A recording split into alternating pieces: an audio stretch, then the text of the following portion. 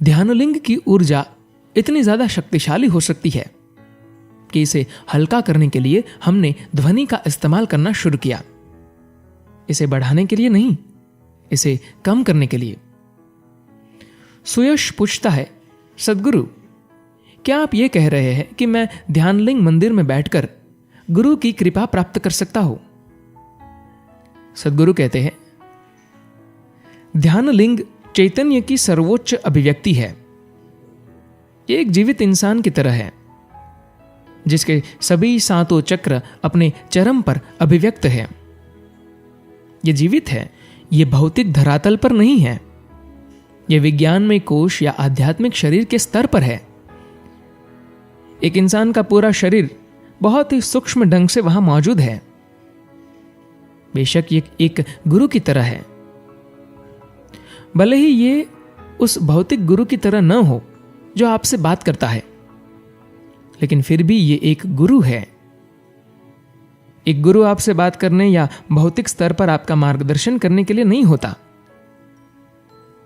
इस दुनिया में आपके रिश्ते शारीरिक, मानसिक या भावनात्मक स्तर पर होते हैं, लेकिन गुरु के साथ आपका रिश्ता कुछ ऐसा होता है कि वह आपको उन आयामों में छूता है जहां दूसरे नहीं छू सकते।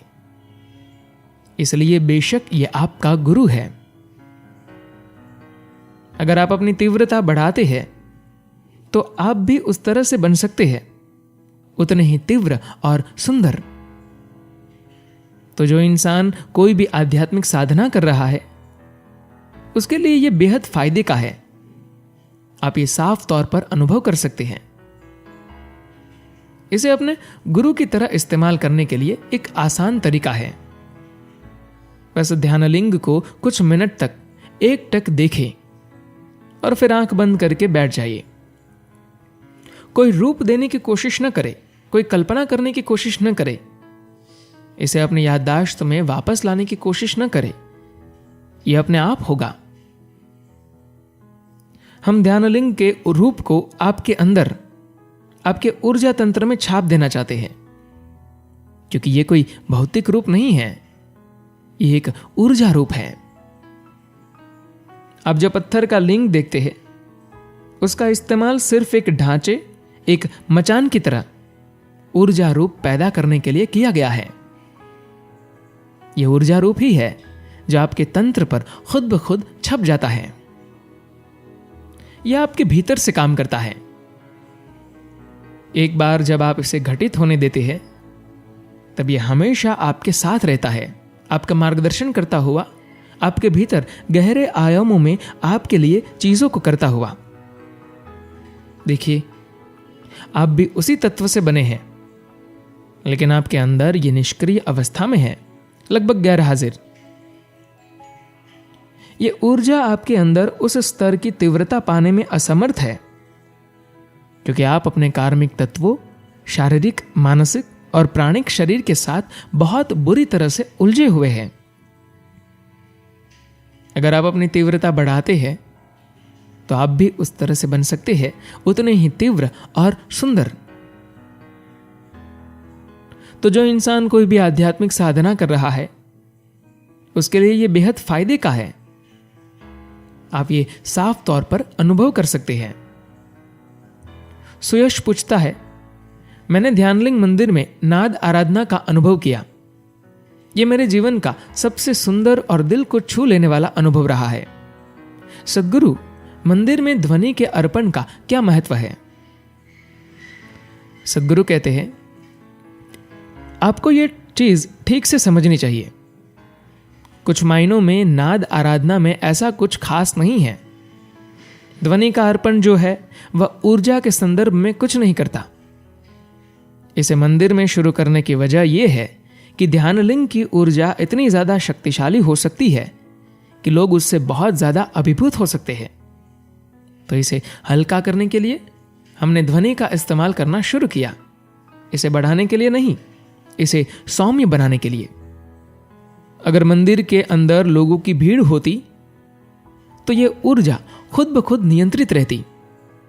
अभी कुछ खास दिनों में 10-15 हजार लोग आते हैं, लेकिन दूसरे दिनों में सिर्फ 200-400 लोग ही आते हैं। तो दिन में कई बार ऐसा होता है, खासकर रात में, कि मंदिर में कोई भी हलचल नहीं होती। ये बिल्कुल निशब्द रहता है। उस शांति और निश्चलता में ध्यानलिंग की ऊर्जा बहुत अधिक तीव्र हो जाती है। जब कोई भी स्थिति बहुत प्रचंड होती है तो एक इंसान की स्वाभाविक प्रतिक्रिया खुद को बंद कर लेने की होती है। ऐसा इसलिए होता है क्योंकि इंसान अपनी सारी जिंदगी बस अपना वजूद बरकरार रखने की चिंता में बिताता है। अगर वह एक ऐसी स्थिति का सामना करता है जो बहुत प्रबल है, वह एक सुरक्षा खोल बना लेता है जो किसी बाहरी चीज को अंदर नहीं आने देता। जब लोग ध्यानलिंग के करीब आते हैं तो वे खुद को खोलने के बजाय बंद करने का रुख अपना लेते हैं, क्योंकि वह बहुत प्रचंड है। तब हम बस एक ध्वनि पैदा कर रहे हैं। उस ध्वनि को सुनने के लिए आप खुद को खोलते हैं। जैसे ही आप खुद को खोलते हैं, ऊर्जा काम करना शुरू कर देती है।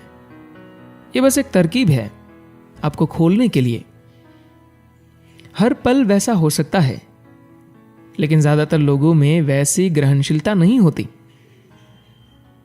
अगर मैं यहां सिर्फ बैठा रहूं तो आप मेरे प्रति ग्रहणशील नहीं होंगे, इसलिए मैं बोल रहा हूं।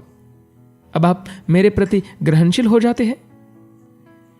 लेकिन वास्तव में मैं आप पर तब ज्यादा चीजें कर सकता हूं जब मैं नहीं बोल रहा होता। जब मैं कुछ नहीं कर रहा होता तो वह मेरे जीवन का सबसे अहम पहलू होता है। तभी मैं विस्फोटक होता हूं।